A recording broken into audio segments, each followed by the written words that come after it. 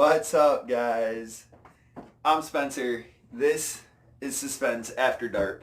And before we get started on, well, let's face it, the reason that we're all here to talk about aliens, but Slipknot.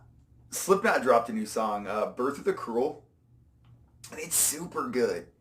Like, and I'm really happy because I grew up, like, that was kind of my introduction into, like, the hard rock, like, metal, right?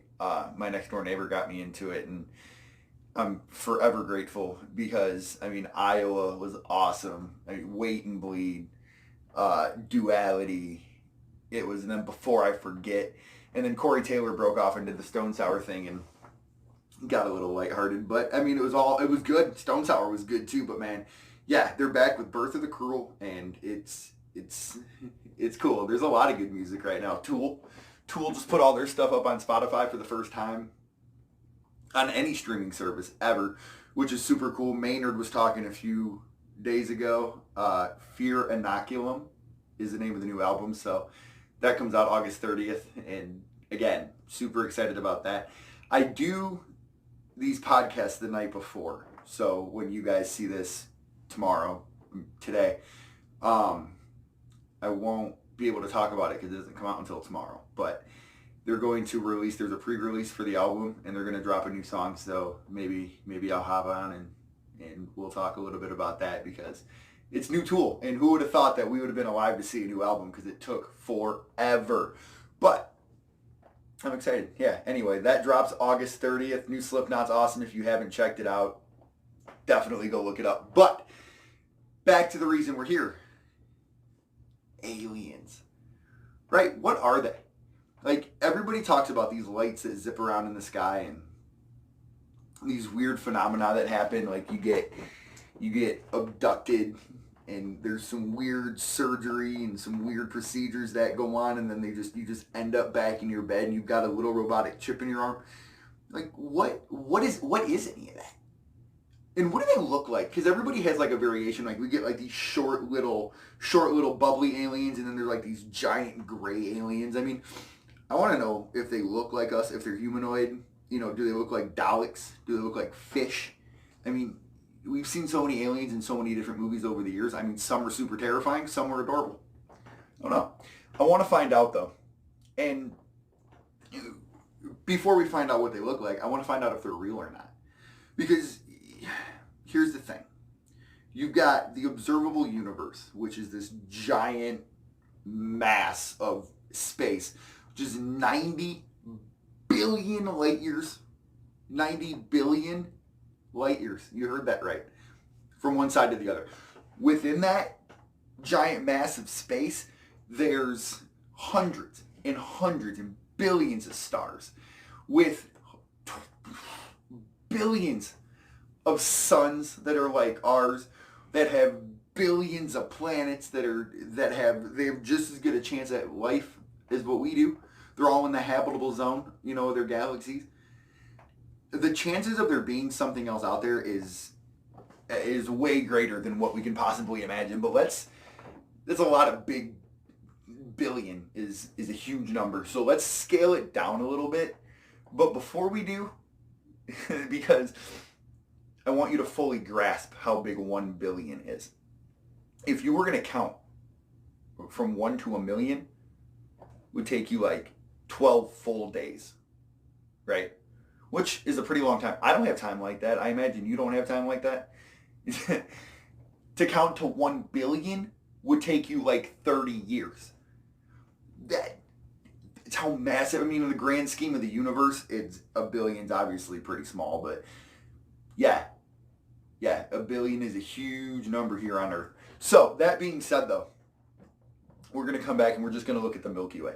So the Milky Way is around 13 billion years old, and it's got roughly 20 billion suns, each with who knows how many planets are in the habitable zones of those suns. It's estimated that 1/5 of all the planets that surround these suns are in a habitable zone.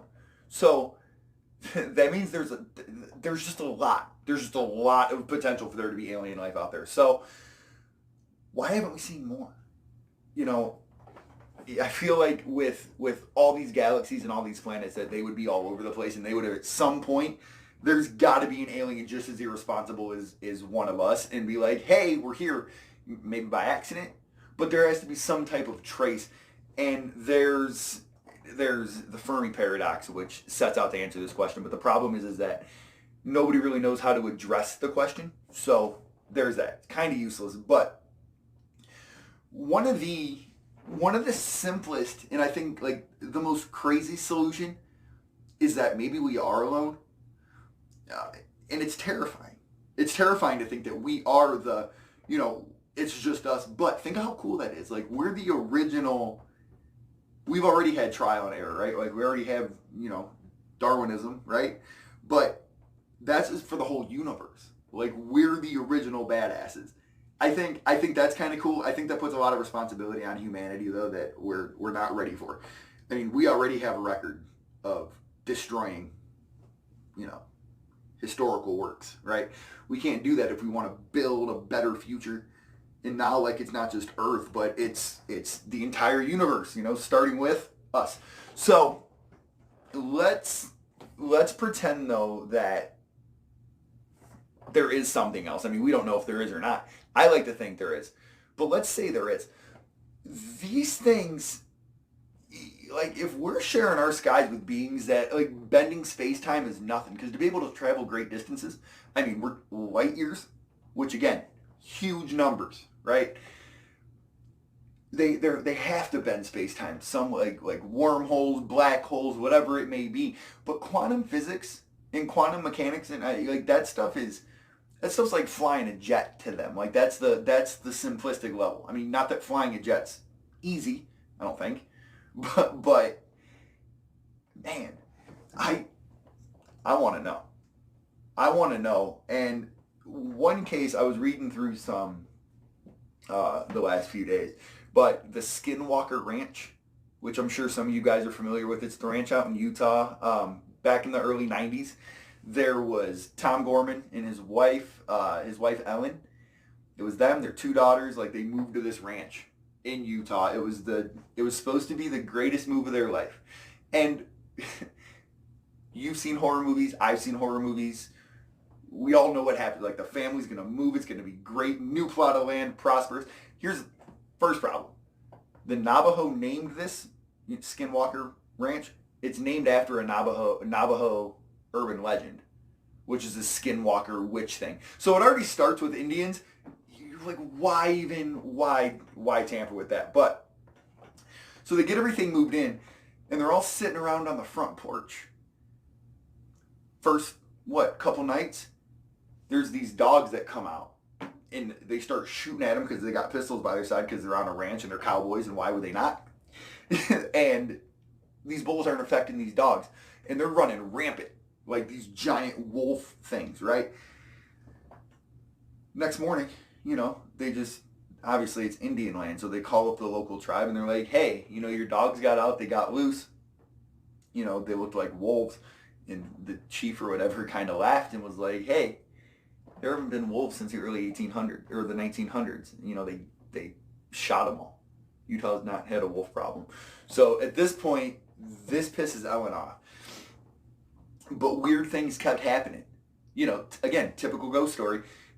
She was getting touched by invisible things. Her stuff was coming up missing, right? There was a whole bunch of weird stuff happening, but she didn't want to speak up because obviously she didn't want to sound like she was crazy. So the whole family's together sitting in the kitchen and they're all talking, and Tom had noticed there was these lights, headlights out in the field, which he had seen a few times before, but he never did anything about it because he didn't have time to get out there. But whatever had him going, he runs out there and he goes after him, and these lights take off down the street, and he almost kind of thought somebody crashed through his fence, like they were going to try to steal the animals or whatever. So he's walking the fence and he sees these lights coming back at him. Takes off straight up in the sky. Takes off, like, does this 3-star thing. Gone. Look, if that was, I'm excited to go on like these ghost hunts and to go to like these UFO places. I am. But if I was the original, like I'm going to it knowing what to expect. If you just throw me in the middle of a ranch and you're like, hey, life's good, and then stuff starts, no, no, I'm not ballsy like that. I value life. And I'm not, these people though, again, real life cowboys, they stay on the ranch, and I'm pretty sure that was like the decline. Like that was about the time they started leaving, but they kept seeing these lights in the sky over the next couple weeks. And Tom said that it had looked like there was a portal that was opening up. Which, what are they going to do? They're going to Stargate stuff into Earth? Like, that's terrible. Like, what are they going to, they're going to Stargate a nuke? That's what I want to know. Like, why? Why contact us if you're not going to talk to us? Like, you're just going to leave us wondering? Like, Cloverfield didn't end well. That's not cool. Come down. Come say, like, I don't think somebody, I can't remember who it was, but somebody had said Earth is kind of like the uncontacted tribe of the universe. Like, we're like the North Sentinel Island. Like, aliens just watch us from a distance, and they're like, oh, they're cute, but just let them go. Like, lock your doors. And it's weird to think because we're so sophisticated. We think we're sophisticated. I mean, we got people like Elon Musk running around and Jeff Bezos, right? And there's other beings that are using us is like a laughing stock or like their own personal circus, which again, I think's rude. But this is where the Skinwalker Ranch story gets weird. The final thing that they recall happening at the house, their dogs were running around and they were getting chased by these orbs. Which this is what threw me off because you don't typically hear about orbs in a UFO. Excuse me. In a UFO story. You hear about orbs more in ghost stories. So what exactly does this mean? Is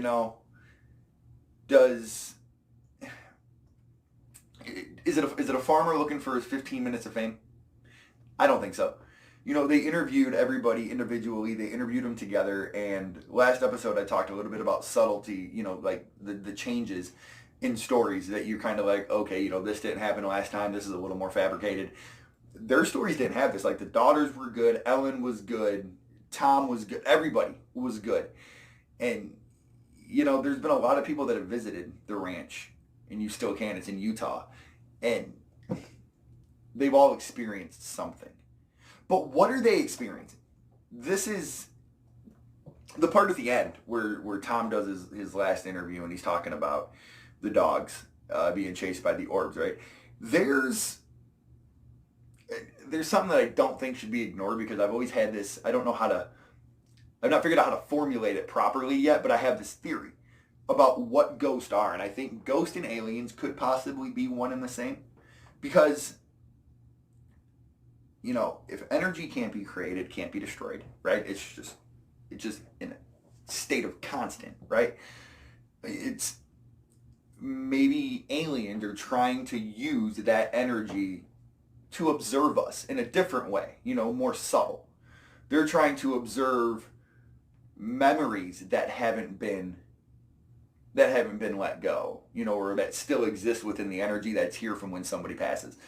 I think there's a relationship. I don't know. I think I solved it, but maybe not. And I don't know. Like, I feel like we're in an age where I want to see some cool experimentation. Like, I want to see something that says, oh, this is what a ghost is. Like, we have CERN that's trying to recreate the first atom in the universe.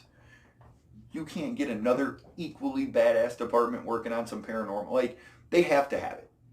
There's too much weird, unexplained things that I think we should do something. I think we should figure out what all this stuff is because there's way too many ghost reports. There's way too many UFO sightings. And yeah, are a lot of them crazy? Yeah. But what are the chances of all? I mean, Area 51. I'm not saying that there's anything there now, but I can't believe. So they've got millions of people that have signed up to go and raid Area 51 because they can't stop all of us. Oh yeah, to back up. So you're going to go raid a facility that you think houses UFOs, alien technology. I'm willing to bet, going off your words, I'm willing to bet they got photon blasters. They've got particle snipers. They have every Halo weapon known, and you're just gonna go raid them in your YOLO party boy hat. Like, that's, do what you do. I don't think millions of people are gonna show up, but I definitely think hundreds of people are gonna show up, and a few of them maybe are gonna try to raid it. But I think you're gonna be disappointed. You know, the number one rule of Magic has always been, like, the big hand covers the little hand, right? And whatever the little hand's doing is going to be the end result. You've given so much attention to Area 51 that they can literally do anything that they want anywhere else because nobody's paying attention. And let's face it, there's a lot of desert. I mean, they could be doing a lot of stuff, but I don't think it would be fair to do a podcast on aliens without me telling you what my top 3 aliens of all time are. And I want to hear what yours are, because I had a hard time coming up with 3, but I managed to do it. At number 3, E.T. E.T. Phone Home. You have Elliot, who's this distraught little kid, right? He's not super popular. You know, his parents are going through a divorce, and he has this alien that's been abandoned on Earth, which not intentionally, but, and he's just trying to get home. I feel like everybody's just trying to get connected, and it's a really good story. I like that movie. I liked that movie a lot as a kid. That and The Nightmare Before Christmas. But E.T. was, you know, as I got older, I could appreciate some of the other elements about it, but it's got something for every generation in every age group. So E.T. definitely has a spot on my top 3. But number 2, in more of the style of this show, Predator. Predator takes it. You are one ugly mother. I'm not a huge Arnold Schwarzenegger fan, but Dutch always has he will always have a place in my heart. When the Predator reveals his face in the first one. I mean, the remakes have been good. I mean, I don't know if the Thomas brothers, when they wrote it, if they were planning on the vast universe they were going to create, but they've got comics. Like, Alien vs. Predator was awesome. It was not as good. I thought Freddy vs. Jason was better, but Alien vs. Predator was right up there. I mean, the remakes, it's awesome. It's awesome. So Predator's definitely at number 2. Number 1, it was appropriate because I told you the other day that we were going to talk about him a little bit more, and he's not a traditional alien in what you're going to think of, but Pennywise from It.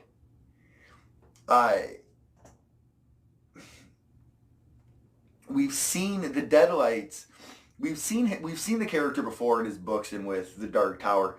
The Deadlights are from another universe, which there's this turtle, Maturin, and he kind of runs, you know, he's one of the Guardians, and Maturin's actually the one that we have to thank because he got a stomachache and decided to throw us all up, which is how we came into creation. But once he created our universe, the Deadlights, It managed to get through and came hurtling down and crashing into what would become Derry, Maine. So he's an interdimensional alien, I guess, if you want to go super in depth. A super being, right? Who has the power, like, he has psychosis. He can manipulate people. He can sense people's fears. He can change into anything that he wants. He just has to follow the laws in nature of whatever he changes into. So it's weird because you don't think Pennywise is an alien story. You think Pennywise is a horror killer clown story, but ultimately he is. You know, he did come from another world. He terrorizes Derry every 27 years. He feeds on the kids and on the fear. Because according to him, fear makes things taste better, but that's not the kind of alien I want to come to Earth. If we're gonna have an alien invasion, I don't want to see something like that. I want to see something like an Ewok. I think an Ewok would be super cool to have. Or a droid. Like I could definitely rock with a 3PO. I think that would be super cool. You would basically have a supercomputer at your side at all times with a sense of humor. That would be awesome. Or an R2D2. Um, but I don't know. Aliens are weird. I mean, obviously we know that there's something else out there, right? There there has to be. But my question that I really want answered is it older or is it younger? Because I know there's suns out there that are billions of years older than what ours is, but that doesn't mean that there wasn't something else that stopped the progression, right? And I think that's an important place to start, you know? There's stories from all over the place, you know, and there's too much similarity, right? There's too much confusion. There's too much, like the government, NASA, nobody's come out and they haven't said anything. And I really wish Trump would. I mean, he's sporadic, and like if somebody in the right part of the government pisses him off, and he just outed the secret, that would be pretty cool. I just want to know. I have a lot of questions, but like I said, the big one is, older, younger. Are we the original badass? I don't know. But ladies and gents, That about does it. We we got through some good stuff today. There's aliens, it, E.T. Um, Scary stories to tell in the dark. Friday, we're gonna do a full recap, full review. I'm super excited. We're gonna talk about the book, and I mean, I waited. You waited. I posted some trailers up on the page earlier, so be sure to go check those out, guys. Like us, share us, do what you do, but most of all, please stay scared. I'm Spencer. This is Suspense After Dark. Peace out, guys.